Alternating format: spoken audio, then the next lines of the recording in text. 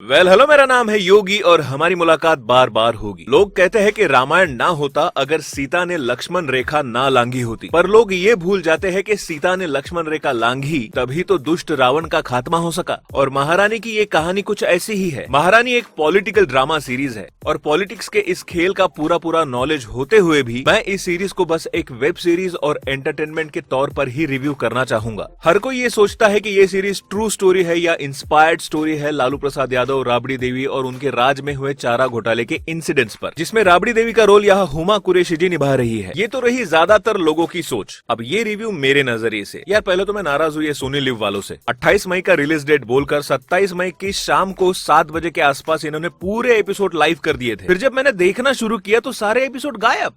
छूमंतर। ओ सोनी वालों, ऐसा मजाक करना बंद करो। ये कहानी है बिहार की और वहां रहने वाले बिहार के पूर्व सीएम की पत्नी की, कि कैसे एक अनपढ़ जिसे अपना साइन तक करना नहीं आता, अरे साइन तो दूर की बात है, जिसे पढ़ना लिखना तक नहीं आता और जो सरकार से भी ज्यादा घर गृहस्थी के कामकाजों को ज्यादा संभाल पाती है, या कहे जो घर के कामकाज करने में ज्यादा माहिर है और जिसे राजनीति का जी भी नहीं आता।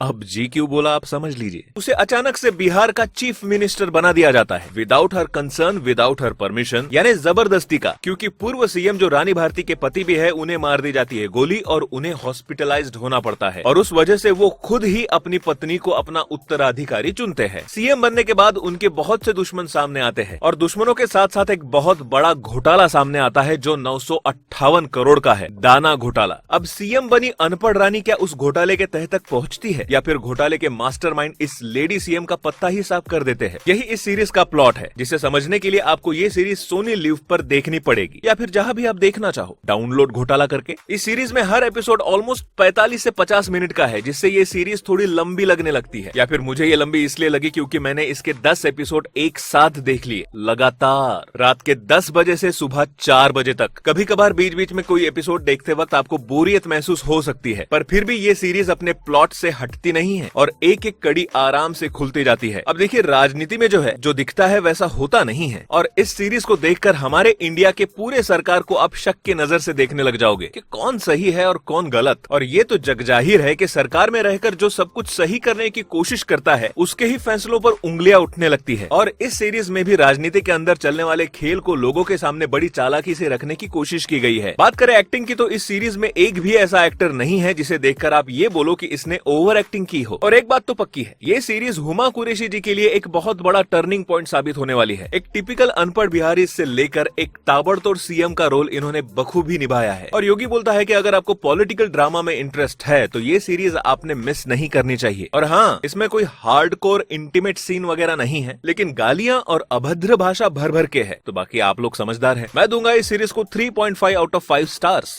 मिलते हैं अगले वीडियो में। बाय।